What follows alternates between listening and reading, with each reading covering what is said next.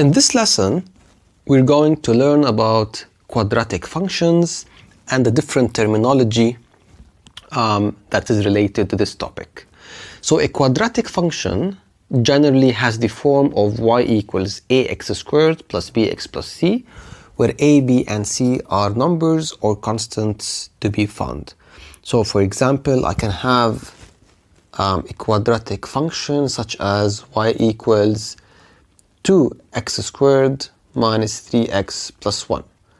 So in this case, a is 2, b is 3, and c is 1. So a, b, and c are numbers or constants.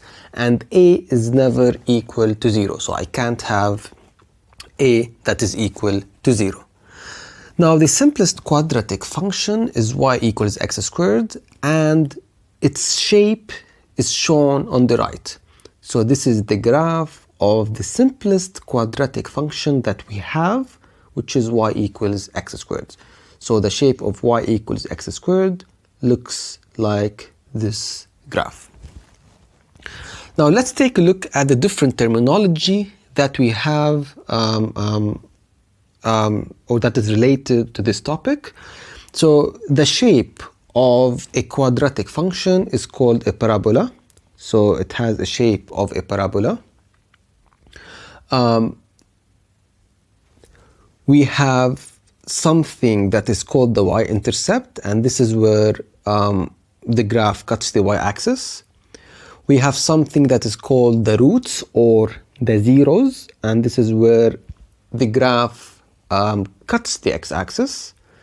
We have something that is called the axis of symmetry, and basically this is a vertical line that passes through the vertex, and the vertex is, in this case, it is the minimum point.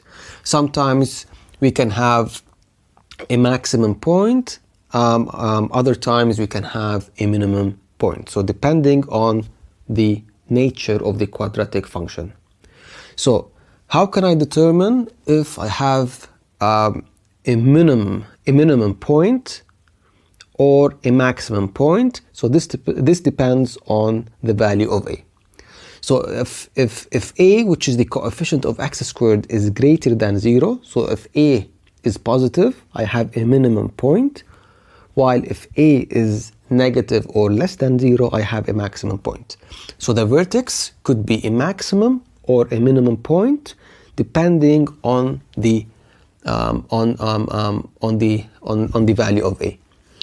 So let's do a quick recap. So I have the y-intercept, which is where the graph cuts the y-axis. I have zeros, which is the locations or the points where my graph cuts the x-axis. I have an axis of symmetry, which is a vertical line that passes through the vertex, and the vertex could be a minimum point or a maximum point depending on the value of a.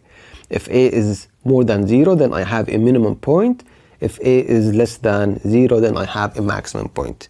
And the shape of a quadratic function is a parabola that looks like this shape.